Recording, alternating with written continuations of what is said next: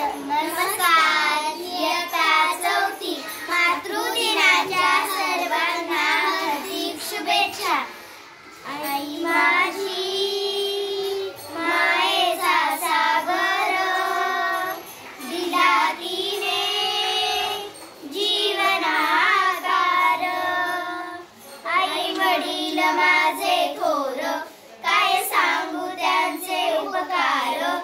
जीवनाच्या वाटेवरती किती असतो त्यांचा